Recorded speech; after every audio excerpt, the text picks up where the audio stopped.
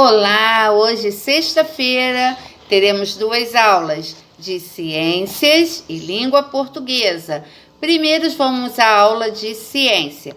Hoje vou falar sobre os sais minerais. O principal sais minerais é o sódio, que é o sal, mas existem outros tipos de sais minerais que vocês vão ver daqui a pouco. Vamos falar sobre os carboidratos. Aqui eu trouxe o feijão, mas tem o arroz. Ó, vai caindo. E vamos falar sobre as fibras, aveia. E vocês vão conhecer outros tipos de alimentos que possuem fibras. Vamos lá?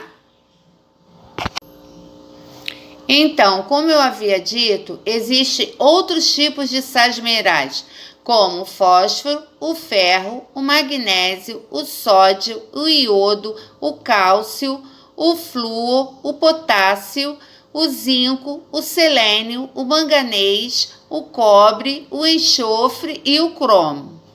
Vamos ver em qual alimentação podemos encontrar o fósforo. Ele auxilia na formação dos ossos e dos dentes. Nós podemos encontrar no leite e seus derivados, nos ovos, nas carnes, no peixe, no repolho, na ervilha, no feijão e cereais.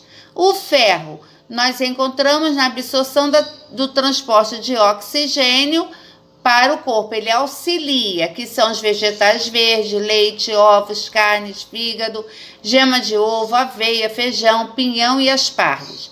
O magnésio auxilia nas reações químicas celulares e nos processos enzimáticos, que são os legumes, hortaliças, nozes, maçã, banana, germe de trigo. O sódio auxilia na contração muscular e regula o líquido do corpo.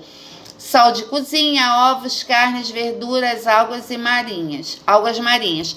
Devemos ter muito cuidado com o sal de cozinha. Não podemos comer comidas muito salgadas. Devemos maneirar no sal, tá bom? Encontramos também no iodo, que é importante, alguns hormônios que é importante para o organismo, como por exemplo da tireoide. É importante, frutos do mar, peixe, sal de cozinha iodado. Cálcio é para calcificação dos ossos e dentes, coagulação do sangue e contração muscular. Nós encontramos leite, derivados, ovos, couve, espinafre, rúcula, brócolis e cereais. O flúor auxilia na remineralização dos dentes, protegendo a formação de cáries. Verduras, carnes, peixe, arroz e feijão é acrescentado na água encanada também. Potássio auxilia na contração muscular e transmissão dos impulsos nervosos. É importante carne, leite, ovos, cereais, banana, melão, batata, feijão, ervilha, tomate, frutas cítricas. O zinco auxilia no metabolismo da insulina e podemos encontrar na carne, fígado, frango, peixe, mariscos, ovos. Então, vamos começar aí, É verdade, o sal de cozinha usado como tempero é um tipo de sal mineral obtido pela evaporação da água do mar em depósitos chamados salinas? É verdade ou é mentira? Começamos aí pelos sais minerais. Os sais minerais são necessários em quantidades pequenas, mas a falta deles pode acarretar vários problemas à saúde, como aumento da pressão sanguínea, anemia e problemas na tireoide. Dentre os vários sais minerais de que nosso corpo necessita, está o cloreto de sódio, o sal de cozinha, que é extremamente importante para o funcionamento das células nervosas, responsáveis por transmitir informações e estímulos por todo o corpo. Sua falta pode ocasionar cãibras e redução de apetite. O sal de cozinha utilizado na culinária é misturado com iodo, um dos componentes dos hormônios da tireoide. A sua falta pode ocasionar o aumento dessa glândula. E a carência de iodo pode ocasionar um problema denominado bócio ou papo, manifestado pelo aumento da glândula tireoide. O iodo é encontrado naturalmente em frutos do mar. Observe as imagens. Aqui está uma pessoa com bócio e tem aqui uma medicação, um rótulo, né? Uma porção que a gente deve ter no nosso organismo. A falta de ferro faz com que haja uma diminuição de quantidade de hemoglobina no sangue, causando uma doença chamada anemia ferropriva. O ferro é encontrado em carnes vermelhas, ovos, grãos como feijão, lentilha. Aqui do lado vocês vão ver hormônio, a substância produzida por certas glândulas que são liberadas na corrente sanguínea, exercendo efeito específico sobre uma ou mais partes do corpo. A glândula que regula a função de importantes órgãos como cérebro, coração, fígado e rins, que é a tireoide. A carência é a falta de determinado nutriente no organismo. Hemoglobina é uma substância que se encontra no interior das hemácias, um tipo de célula sanguínea, que tem como função principal transportar oxigênio dos pulmões para as células do corpo. Osteoporose, na próxima página, é a doença que causa a perda de massa óssea. O cálcio é encontrado em leite e derivado. Alguns vegetais de folhas verdes escuras, como brócolis, espinafres e nas vagens. O fósforo também é encontrado em leite e derivados, carnes e grãos. Depois temos os carboidratos. Os carboidratos são os principais fornecedores de energia para as células. Eles são exemplos de alimentos ricos em carboidratos, que é o arroz, a batata, o trigo, a empim, as frutas e o açúcar. Alguns carboidratos são doces, como a sacarose, o açúcar extraído da cana-de-açúcar, e muito utilizado para adoçar suco, café, bolo, sorvete. Também existem outros carboidratos que não são doces, como amido de milho e trigo, batata de mandioca, de arroz e de feijão. Aí tem uns exemplos, ó, a batata, o milho, né? Aqui,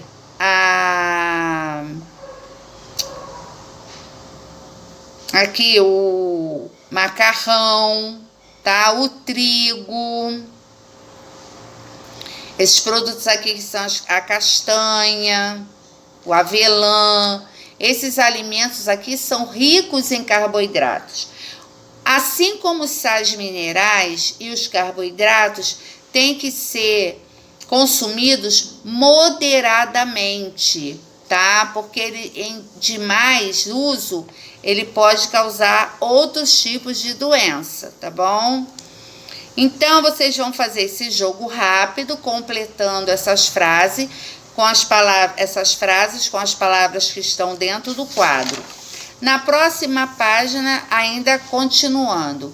Existem dois tipos de carboidratos, os carboidratos complexos e os carboidratos simples. É muito importante que saibamos distingui-los para termos uma alimentação saudável. Os bons carboidratos são os complexos, são os que se mantêm em seu estado natural ou muito próximo dele. São exemplos os grãos e os cereais, como feijão, a lentilha, o trigo, o arroz, o milho, a soja e a aveia.